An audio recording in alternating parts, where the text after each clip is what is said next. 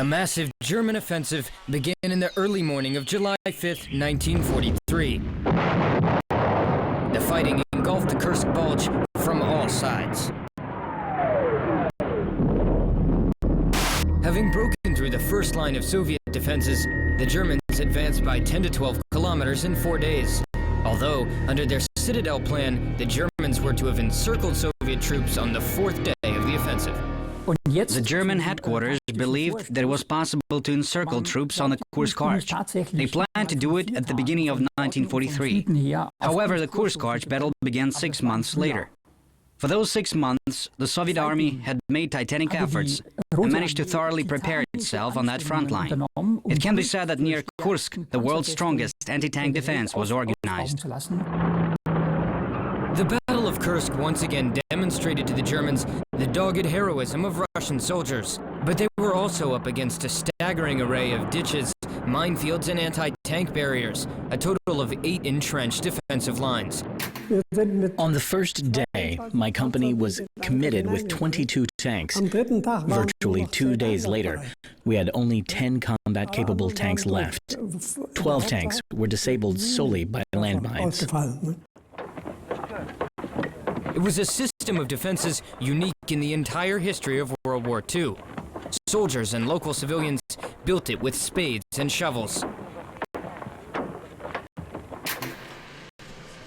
Yekaterina Bezginova was 20 years old at the time. Shortly before the battle, she and hundreds of other young women were building a railway while military men ensured their security. After the war, it became part of a railway leading to Prokhorovka station. In 1943, it was constructed in conditions of total secrecy. Tracks were laid across all of the defensive lines. During the battle, the railway carried heavy artillery and ammunition to forward positions. T-34 tanks were the most important part of the cargo. This is Railcar 381. Ready to go to line 2? Got it. The Kursk Bulge military railway section is now open. Permission to proceed. Let's go. God bless, let's go.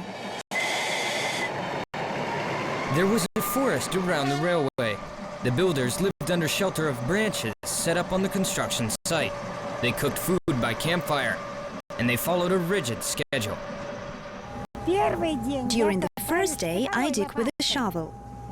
The following day, I load the earth onto a wheelbarrow. A day later, I unload the earth onto the railway bed. According to plan, the railway was to be completed in 90 days. The builders worked tirelessly from dawn till sunset. The first train was launched when the last spike was set, just 31 days after the start of construction. The work went on even under constant bombardment. We were bombarded. A German reconnaissance plane would come around followed by others dropping bombs. Everybody would try to find shelter wherever they could. Some would hide behind the embankment we were building. But it turned out okay in the end. All of us survived. Ivan Kulabukov did manage to reach that T-34 tank, which he saw stuck in the ravine for 4 days, following the German shelling of a convoy of Soviet tanks. The knocked-out tank was right here. Once German sappers came there. They wanted to blow the tank up, but the mechanic was hiding there in the swamp all the while. There was a submachine gun and grenades with him. He wouldn't have let them blow it up if they tried to. I was inspecting the tank when then suddenly somebody whispered, "Hey boy, come here." I went into that direction and saw a soldier who told me, "Look, I had nothing to eat for 4 days. Will you bring me something?" "Okay," I said. As long as the Germans remained in the village, the boy secretly supplied Akhmetov with food.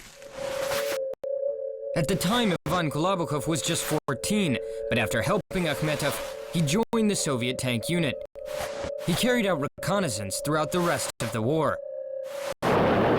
But he never saw such bitter fighting as he did at the Kursk Bulge. I can't imagine how we were able to survive in that hell. It defies description. Words fail me. The fighting at Prokhorovka was a nightmare. The noise was deafening. This was how most tank engagements looked.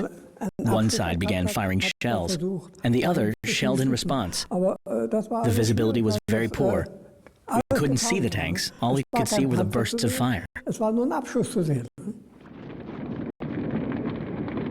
Tank gunner Karl Gelsdorf's very first engagement would not last long. He survived, along with the rest of his Tiger's crew, but they were disengaged from the battle and sent to the rear.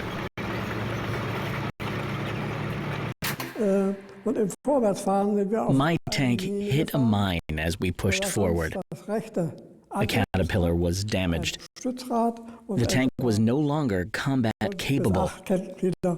We didn't even come within sight of the first line of Soviet defenses.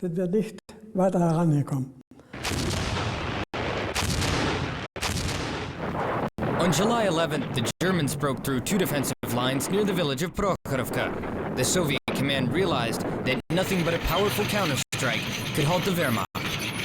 They would have to launch a head-on attack against the positions of the SS Panzer Division Totenkopf. On the morning of July 12th, the Soviet tanks were ordered to move at maximum speed to get within effective firing range as soon as possible. The crews knew they were facing almost certain death, but there was simply no other option. This is what our tankmen did. They shot out towards the enemy positions, exposing themselves to German fire. Sometimes Soviet tanks rammed German tanks on Prokhorovka's field when they couldn't hit them by firing their guns. Such acts certainly speak about heroism and great self-sacrifice. It produced a strong psychological pressure on Germans. The Soviet tank crews went to their deaths honorably in that fight.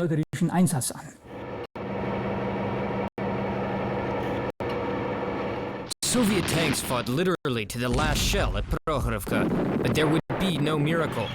The remnants of the Army's 5th Armored Guards retreated to their original positions.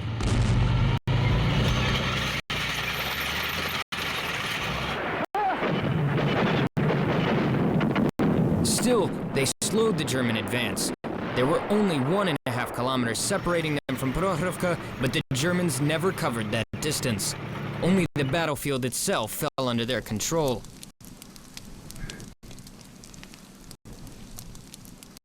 Our troops had exhausted them. They'd suffered such huge losses that they could never recover after the Battle of Kursk. That is to say, from a strategic standpoint, we'd won it.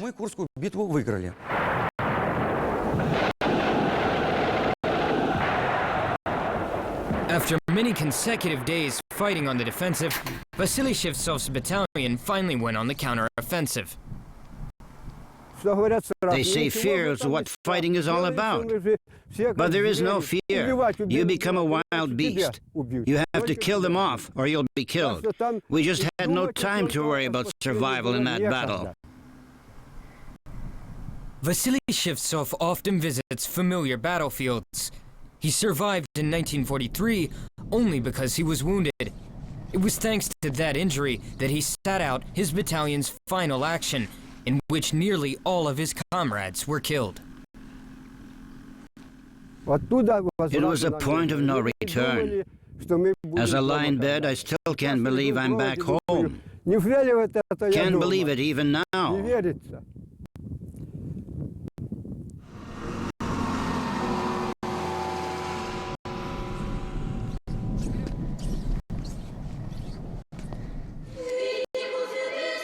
This church has been built to commemorate the Soviet soldiers who died in the village of Prokhorovka.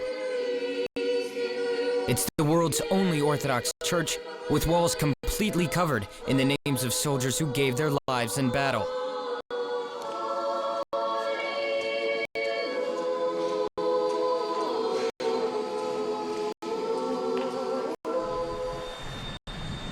There's a bell tower in the field near Prokhorovka. Every 20 minutes, the bell tolls to honor the dead.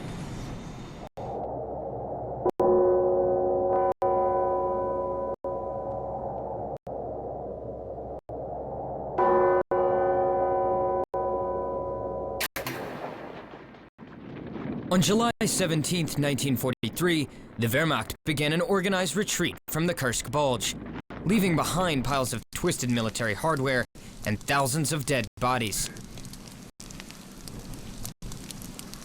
Operation Citadel had been a failure. German troops were always on the defensive after the Battle of Kursk. It was a turning point not only in the German-Soviet standoff, but also in the course of the entire Second World War. From that moment, it became clear not only for German generals and officers that the war was lost, but even average soldiers of the German army understood that if Russians could fight in severe winter, taking advantage of their weather, and also win in summer, the war was lost indeed. On August 3, 1943, the Red Army launched a massive offensive operation all along the front line. On August 5th, the Germans were ousted from Mariupol and Belgorod. Those events were marked by the war's first gun salute.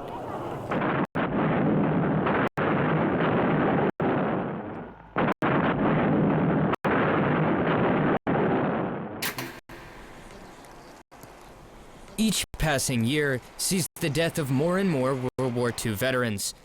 Vasily Shevtsov, the infantryman, Ivan Kulabukhov, who saved a Russian tank commander, and Yekaterina Bezginova, the woman who helped build the crucial railway. They gathered less and less frequently. At this memorial, they have a drink from a soldier's bowl to honor those who died in the Battle of Kursk. To the tankmen of our regiment, to those who are dead and those who are alive.